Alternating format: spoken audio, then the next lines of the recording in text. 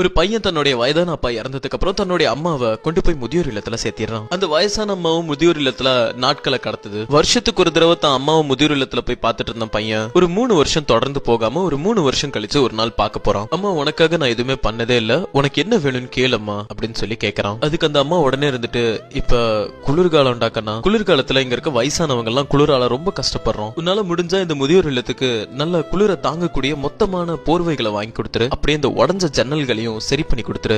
அது மட்டும் இல்லாம வெயில் காலத்துல நாங்க தண்ணிக்கு ரொம்ப கஷ்டப்படுறோம், குடிக்க கூட எங்களுக்கு தண்ணி கிடைக்கிறது இல்ல, அதனால சுலபமா தண்ணி கிடைக்கிறதுக்கு இந்த முதியோர் இல்லத்துக்கு ஏதாவது ஏற்பாடு பண்ணி கொடு. அதே மாதிரி இங்க சாப்பாடும் ஒன்னும் சரியாலாம் கிடைக்கிறது இல்ல, நான்லாம் ஒரு 2-3 நாளாவது தொடர்ந்து பட்னியா கடந்திருக்கேன், அதனால கொஞ்சம் சாப்பாடுக்கு உண்டான வசதிகளையும் பண்ணி வச்சிரு. இதெல்லாம் கேட்டு ஷாக் ஆன அந்த பையன், ஏமா இவ்வளவு கஷ்டத்தை அனுபவிக்கிறானா, ஏன் இதெல்லாம் நீ என்கிட்ட முன்னாடியே சொல்லல அப்படின்னு கேக்குறான். அதுக்கு அந்த அம்மா இருந்துட்டு, ஐயோ கண்ணா, இதெல்லாம் நான் எனக்காக சொல்லடா, நான் உன்னை ரொம்ப பொத்தி பொத்தி பாசமா வளர்த்தேன், நீ குளிரையும் வெயிலையும் தாங்க மாட்ட, பசி வந்தா அம்மா அம்மான்னு துடிச்சு போயிருவ, நாளைக்கு உன் பசங்க உன்னை கொண்டு வந்து இங்க சேர்க்கும் போது இப்பயே நான் பார்த்து சரி செஞ்சுட்டேன்னா நாளைக்கு நீ வந்து இங்க தங்கும் போது உனக்கு சுலபமா இருக்கும்லடா கண்ணா அப்படின்னு அந்த அம்மா அந்த பையனை பார்த்து, வணக்கம் நண்பா சேனலுக்கு சப்போர்ட் பண்ணுங்க.